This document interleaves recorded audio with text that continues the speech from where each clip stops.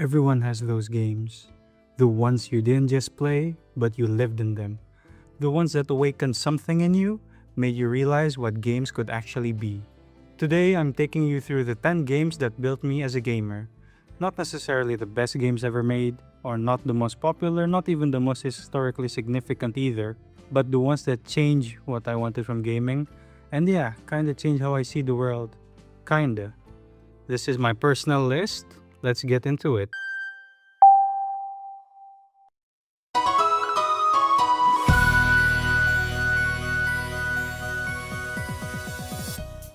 For our first entry, we have to go back, way back to 2008, before I discovered open worlds, before loot systems, before I had any idea what a roguelike was.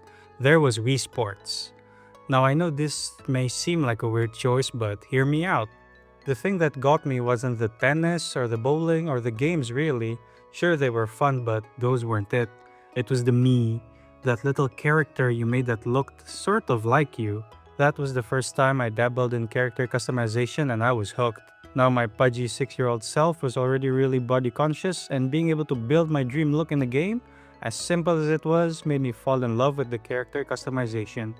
And honestly, that idea never left. My current pudgy 23-year-old self still looks for it in other games.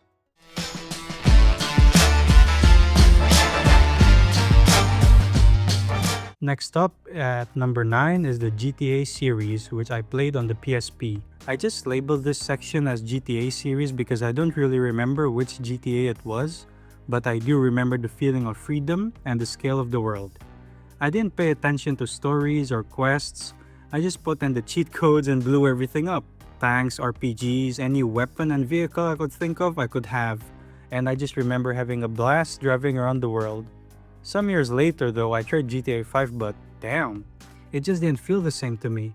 I just couldn't really get into it, which is weird considering how popular it is even today, a decade after its release. But yeah, I just didn't feel the same awe. Funnily enough, I recently picked up Sleeping Dogs, and this game is what made me feel the same awe as the older GTA games I played. I played Sleeping Dogs on my LIX, so that could be a factor as to why I felt like I was playing the GTA series on my old PSP.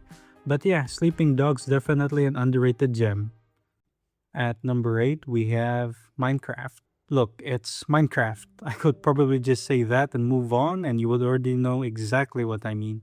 I grew up watching all the Minecraft OGs, especially Stampy Longhead and Dante DM come to mind.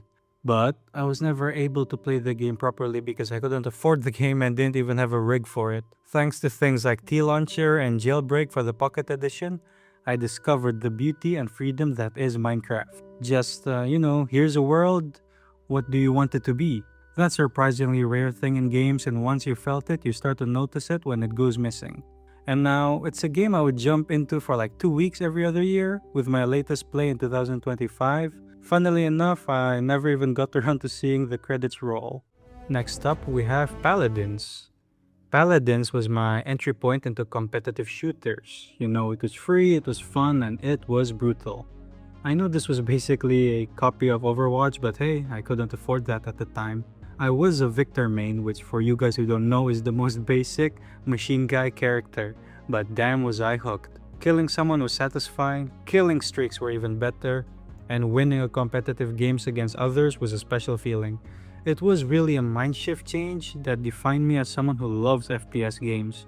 And only until recently, Paladins actually held the number 1 spot for my most played game on Steam, but my new number 1 for my most played game is actually now the Finals. Not a hero shooter like Paladins, but the Finals is the most fun I've had in a shooter. The mobility and destruction I had in the Finals is unlike anything else, but the roots were planted back in Paladins.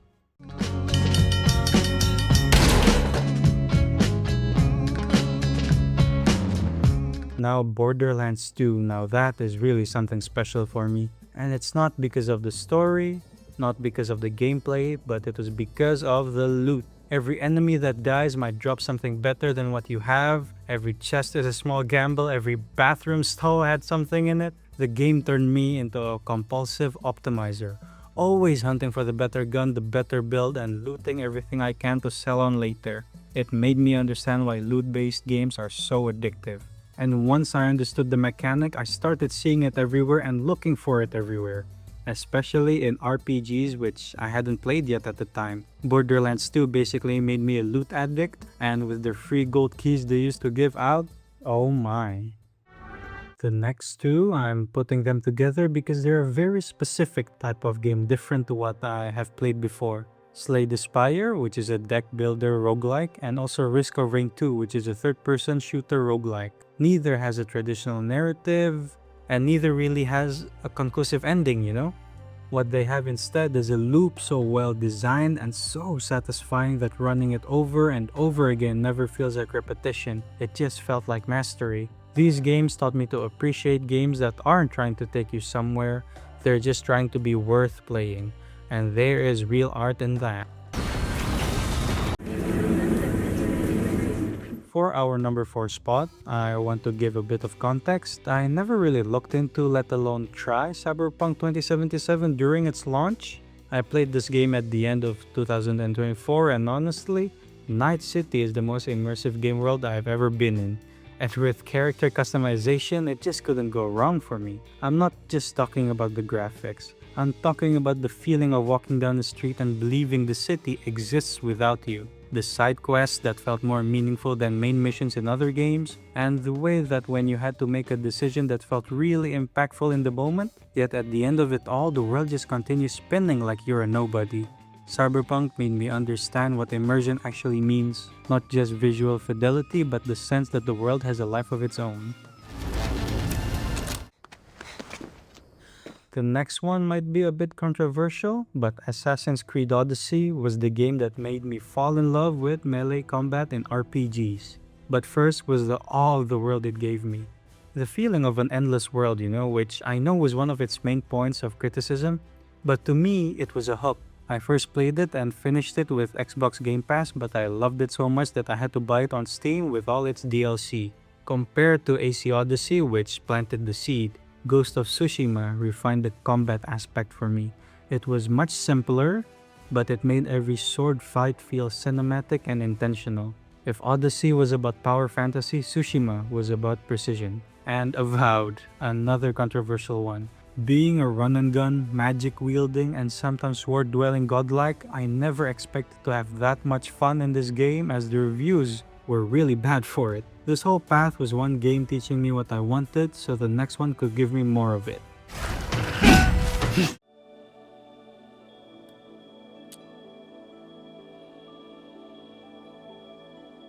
Road 96 is a game a lot of people have never heard of, and that's a shame. I randomly played it since it was on Game Pass. I never heard of it before, but the quick breakdown is that it's a road trip game set in a politically unstable country, where you play as a teenager trying to reach the border and every run is different.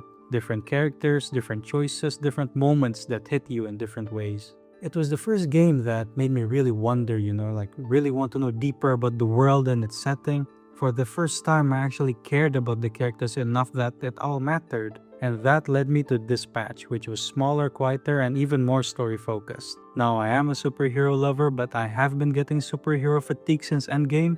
But damn, Dispatch did something to me. I felt excited and all giggly while raising up Blonde Blazer, and it was just such a funny feeling that I never had with the game. The music banged too. These two games switched something in me. After them, I couldn't play games the same way.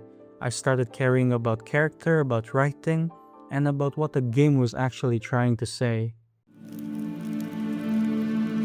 Till sjå är väg.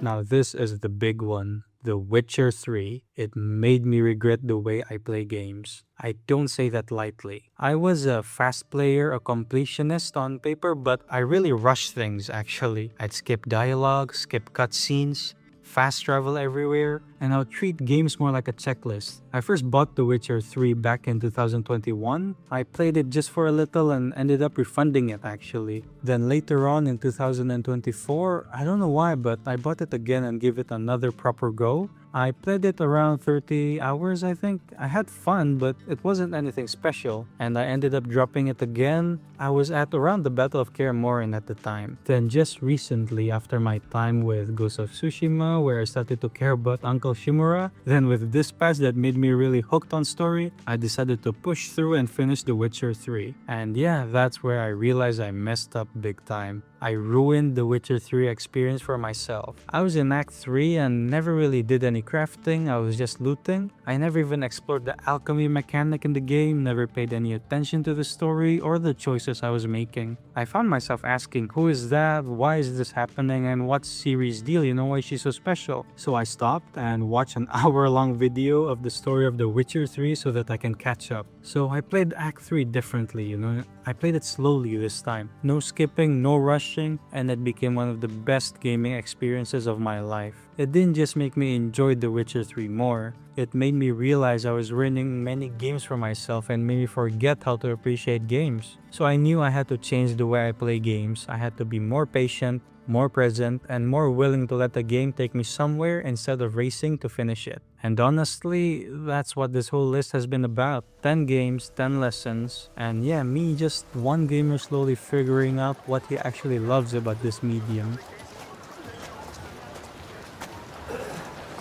And yeah, that's my list. From a me in Wii Sports to slow walk through war-torn Velen, that's the journey that made me who I am as a gamer. I want to know yours. Drop your number one in the comments, the game that changed how you play, how you think, or how you feel about this whole thing. If you are into story-driven games, ranking breakdowns, and honest takes on what makes games actually worth playing, in my opinion, subscribe. That's exactly what this channel is going to be, and I'll see you in the next one.